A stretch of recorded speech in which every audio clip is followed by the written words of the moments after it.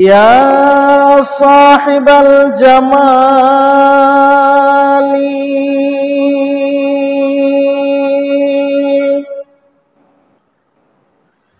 ويا سيد البشر من وجهك المنير لقد نور القمر بلغ العلا بكماله كشف الدجى بجماله حسنت جميع خصاله صلوا عليه وآله لا إله إلا الله لا إله إلا الله لا إله إلا الله لا إله إلا الله لا إله إلا الله إله إلا الله لا إله إلا الله محمد رسول الله صلى الله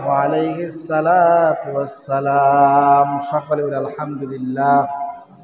মুআজ্জাজ মুকাররাম কাবিল ইহতিরাম সম্মানিত মুসল্লিয়ানে কেরাম মুরব্বিয়ানে ইজাম, মহান আল্লাহ রাব্বুল আলামিনের দরবারে অসংখ্য অগণিত শুকরিয়া আদায় করি যে মহান রব্বুল আলামিন ফিতনা ফাসাদের জমানায় দুনিয়ার সমস্ত ঝামেলা থেকে ফারিগ করে মহান আল্লাহ রাব্বুল আলামিনের মহান হুকুম জুমার সালাত আদায় করার জন্য আমাদেরকে ইতিমধ্যে মসজিদে এসে সামনের কাতারে বসে কিছু দিনই কথাবার্তা বলার এবং শোনার তৌফিক দিয়েছেন।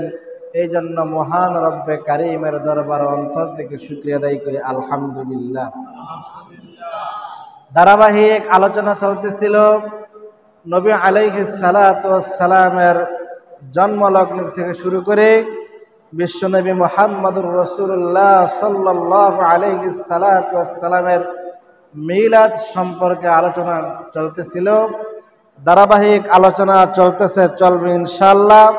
রাসূল আকরাম সাল্লাল্লাহু আলাইহিস সালাতু ওয়াস সালামের জন্মের পরে বিশ্বনবী রাহমাতুল লিল আলামিনকে হযরত হালিমাতুস সাদিয়া দুধ পান করান। হালিমাতুস সাদিয়া 2 বছর দুধ পান করার পরে আরো 2 বছর উনি লালন পালন করেন। রাসূল আকরাম সাল্লাল্লাহু আলাইহিস সালাতু ওয়াস সালামের বয়স যখন 5 বছর পূর্ণ হয় তখন হালিমাতুস সাদিয়া রাসূল আকরাম সাল্লাল্লাহু আলাইহিস সালাতু ওয়াস সালামের কলিজার টুকরা আম্মা জান আমেনার কাছে হস্তান্তর করেন। আমেনার কাছে দীর্ঘ 1 বছর যখন লালিত পালিত হয় আম্মা জান আমেনাকে ডাক দিয়া বলে, ও মা আমার আব্বা জান কোথায়? ও মা আমার আব্বা কি নাই? আম্মা জান আমেনা রাসূল আকরাম সাল্লাল্লাহু আলাইহিস সালাতু ওয়াস সালামের জবাব দিতে গিয়া আম্মা জান আমেনা এবং তার বাদী সহ রাসূল আকরাম সাল্লাল্লাহু আলাইহিস সালাতু ওয়াস সালামকে নিয়ে ওনার আব্বা জানের কবর জিয়ারত করার জন্য যান। কবর জিয়ারত করতে গিয়া কবর জিয়ারত করা শেষ করে আসতে গিয়ে আবওয়া নামক স্থানে 6 বছর 2 মাস 10 দিন বয়সে রাসূল আকরাম সাল্লাল্লাহু আলাইহিস সালাতু ওয়াস সালামের আম্মা জান দুনিয়া থেকে বিদায় নেন। আম্মা জান বিদায় নেওয়ার পরে উম্মে আইমান এর কাছে কয়েকদিন ছিল। এরপরে রাসূল আকরাম সাল্লাল্লাহু আলাইহিস সালাতু ওয়াস সালামের চাচা আব্দুল মুত্তালিবের কাছে এরকম উনি দাদা আব্দুল মুত্তালিবের কাছে লালিত পালিত হয়।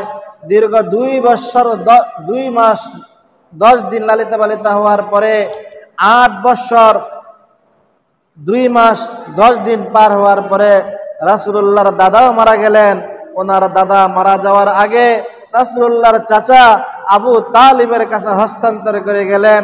আবু তালিব রাসূল আকরাম সাল্লাল্লাহু আলাইহি সাল্লাতুসাল্লামকে নিজের জীবনের চাইতে বেশি মহব্বত করতেন, ভালোবাসতেন। আবু তালিবের সাথে রাসূল আকরাম সাল্লাল্লাহু আলাইহি সাল্লাতু ওয়াসসালাম ব্যবসার উদ্দেশ্যে সফরে যান। সেখানে যাওয়ার পরে বুহাইরা নামক একজন পাদ্রী চিনতে পারে, এমনকি আবু তালিবকে ডাক দিয়া বলে যে আপনার বাতিজা তো সাধারণ কোনো ব্যক্তি নয়, ইনি হলো আব্দুল্লাহর সন্তান মুহাম্মদ। তিনি ইসলামের ঝান্ডা নিয়ে, দ্বীনের ঝান্ডা নিয়ে, হকের বার্তা নিয়ে হারামের বিরুদ্ধে, বাতিলের বিরুদ্ধে উনি অগ্নিঝণ্ডা ভূমিকা পালন করবেন।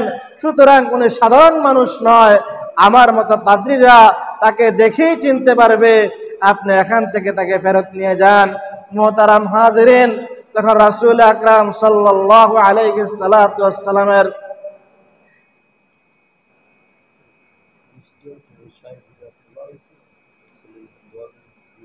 ঠিক আছে, ওনার যখন 12 বছর বয়স, উনি এরকম ভাবে সেই ব্যবসা থেকে চাচার সাথে ফেরত আসেন।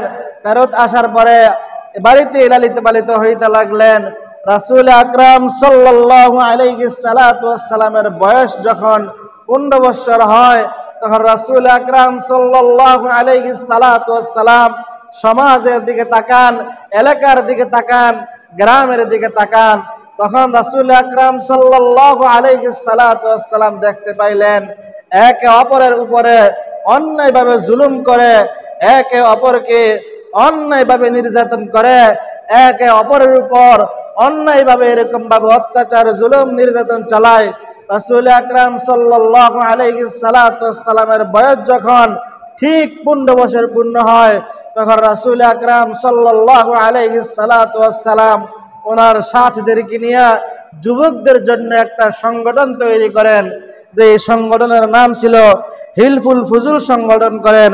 রাসূল আকরাম সাল্লাল্লাহু আলাইহি সাল্লাতু ওয়াসসালাম ইতিমধ্যেই বাতিলের বিরুদ্ধে, হারামের বিরুদ্ধে, বেইনসাফির বিরুদ্ধে, এরকম ভাবে জাহেলদের বিরুদ্ধে, এরকম ভাবে অন্যায়ের বিরুদ্ধে রাসূল আকরাম সাল্লাল্লাহু আলাইহি সাল্লাতু ওয়াসসালাম কঠোর ভূমিকা পালন করেন। ইতিমধ্যেই রাসূল আকরাম সাল্লাল্লাহু আলাইহি সাল্লাতু